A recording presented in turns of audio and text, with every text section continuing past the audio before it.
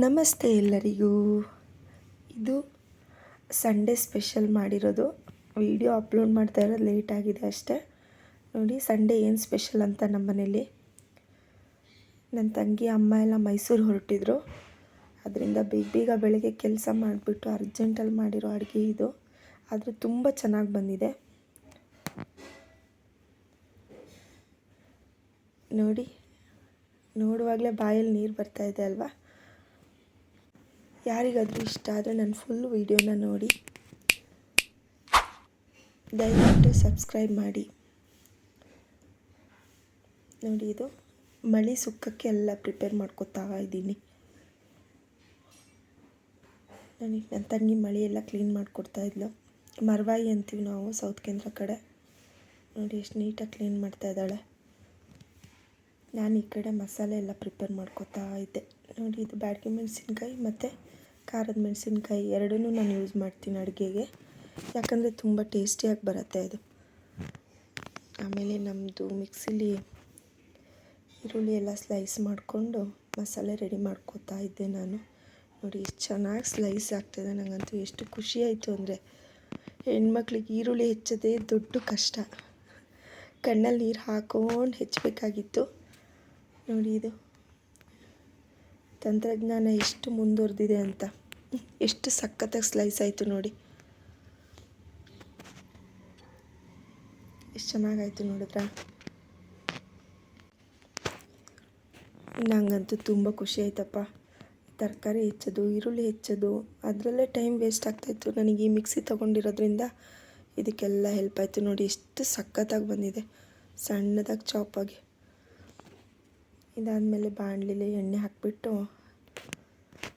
ಚೆನ್ನಾಗಿ ಈರುಳ್ಳಿ ಎಲ್ಲ ಫ್ರೈ ಮಾಡಿಕೊಂಡು, ಮೇಯ್ನು ಮಳಿಗೆ ಕರಿಬೇವಿನ ಸೊಪ್ಪು ಹಾಕಲೇಬೇಕು. ಅದು ಮಿಕ್ಸಿ ಜೊತೆ ಮಿಕ್ಸಿದು ಒಳಗಡೆ ಇದು ಬಿದ್ದುಬಿಡ್ತು. ಏನು ತಪ್ಪು ತಿಳ್ಕೊಬೇಡಿ ಯಾರು. ನಾನಿದು ಸುಮ್ಮನೆ ಮೇಲ್ಮೇಲೆ ಹೇಳ್ತಾ ಇದ್ದೀನಿ ಅಷ್ಟೇ. ನಿಮಗೆ ಫುಲ್ಲು ಇದ್ರ ಬಗ್ಗೆ ರೆಸಿಪಿ ಬೇಕು ಅಂದರೆ ನನಗೆ ಕಮೆಂಟ್ ಮಾಡಿ, ನಾನು ಫುಲ್ ರೆಸಿಪಿನ ಹಾಕ್ತೀನಿ. ಇದು ಸ್ವಲ್ಪ ಮೇಲೆ ತೋರಿಸ್ತಾ ಇದ್ದೀನಿ ಅಷ್ಟೇ ನಾನು. ನೋಡಿ, ಅರಿಶಿನ ಪುಡಿ ಉಪ್ಪು ಎಲ್ಲ ಹಾಕಿದೆ. ಆಮೇಲೆ ಎಲ್ಲ ಹುರಿದಿಟ್ಕೊಂಡಿದ್ದಲ್ಲ ಅದನ್ನ ಮಸಾಲೆನ ಮಿಕ್ಸಿ ಮಾಡ್ಕೊತಾ ಇದ್ದೀನಿ. ಈ ಜಾರ್ ಕೂಡ ಅಷ್ಟೇ ನನಗೆ ತುಂಬಾ ಇಷ್ಟ ಆಯಿತು ಚಟ್ನಿಗೆಲ್ಲ. ಈ ಮಿಕ್ಸಿ ಚೆನ್ನಾಗಿ ಯೂಸ್ ಆಗುತ್ತೆ ಹೆಣ್ಮಕ್ಳಿಗೆ. ಈ ಥರದ್ದೆಲ್ಲ ಉಪಕರಣಗಳು ಬಂದುಬಿಟ್ರೆ ಅಡುಗೆ ಮನೆಗೆ ಅಡುಗೆ ಮಾಡೋದಂತೂ ಇನ್ನೂ ಈಸಿ ಆಗಿಬಿಡತ್ತೆ. ಇದು ನೋಡಿ ಎಷ್ಟು ಚೆನ್ನಾಗಿ ಗ್ರೈಂಡ್ ಆಯಿತು ಮಸಾಲೆ. ಅದನ್ನು ಹಾಕಿಬಿಟ್ಟು ಚೆನ್ನಾಗಿ ಎಣ್ಣೆಯಲ್ಲಿ ಫ್ರೈ ಮಾಡಿ, ಚೆನ್ನಾಗಿ ಎಣ್ಣೆ ಬಿಡೋ ತನಕ ಹುರ್ಕೋಬೇಕು ಅದನ್ನು, ಮಸಾಲೆನ ಅದರಲ್ಲಿ. ಆಮೇಲೆ ಕ್ಲೀನ್ ಮಾಡ್ಕೊಂಡಿರ್ತೀವಲ್ಲ ಮರವಾಯಿ, ಅದನ್ನು ಅದಕ್ಕೆ ಹಾಕಿಬಿಟ್ಟು ಚೆನ್ನಾಗಿ ಬಾಯ್ಲ್ ಮಾಡಬೇಕು. ಮಸಾಲೆ ಚೆನ್ನಾಗಿ ಮಿಕ್ಸ್. ಜಾಸ್ತಿ ಸೌಟಾಡಿಸಿದ್ರೆ ಅದರೊಳಗಿರೋ ಮಾಂಸ ಎಲ್ಲ ಕೆಳಗೆ ಬಿದ್ದೋಗ್ಬಿಡುತ್ತೆ.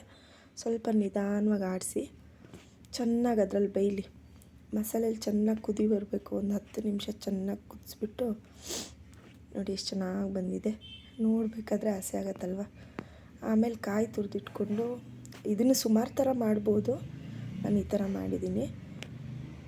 ಕಾಯಿ ತುರಿದ್ಬಿಟ್ಟು ಹಸಿ ಕಾಯಿನ ಅದಕ್ಕೆ ಹಾಕಿ ಚೆನ್ನಾಗಿ ಮಿಕ್ಸ್ ಮಾಡಿದ್ರೆ ಮರವಾಯಿ ಸುಕ್ಕ ರೆಡಿ ಆಗುತ್ತೆ. ಎಷ್ಟು ಚೆನ್ನಾಗಿರುತ್ತೆ ಅಂದರೆ ಟೇಸ್ಟು, ತಿಂತಾಯಿದ್ರೆ ತಿಂತಾನೇ ಇರಬೇಕು ಅನಿಸುತ್ತೆ, ಅಷ್ಟು ರುಚಿಯಾಗಿರುತ್ತೆ. ನೋಡಿ ಒಂದು ಸತಿ ಟ್ರೈ ಮಾಡಿ ಎಲ್ಲರೂ. ನಂತರ ನನ್ನ ತಂಗಿ ಇದು ಮೈಸೂರಿಗೆ ಹೋಗಲಿಕ್ಕೆ ಟೈಮ್ ಆಗಿತ್ತು.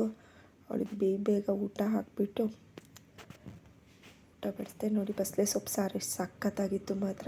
ಅದ್ರ ರೆಸಿಪಿ ಬೇಕಂದರೆ ಯಾರಾದರೂ ಕೇಳಿ, ನಾನು ಮತ್ತೆ ಹಾಕ್ತೀನಿ. ಕಮೆಂಟ್ ಬಾಕ್ಸಲ್ಲಿ ಹೇಳಿ. ಸೂಪರಾಗಿರೋ ಊಟ ಸಂಡೇ. ನೋಡಿ, ನೋಡೋಕ್ಕೆ ಎಷ್ಟು ಚೆನ್ನಾಗಿ ಕಾಣಿಸ್ತಾ ಇದೆ. ತಿಂದರೆ ಮಾತ್ರ ಸಖತ್ತಾಗಿತ್ತು. ಎಲ್ಲರಿಗೂ ಈ ವಿಡಿಯೋ ಇಷ್ಟ ಆಗಿದೆ ಅನ್ಕೋತೀನಿ. ಇಷ್ಟ ಆದರೆ ಲೈಕ್ ಮಾಡಿ, ಸಬ್ಸ್ಕ್ರೈಬ್ ಮಾಡಿ, ಶೇರ್ ಮಾಡಿ.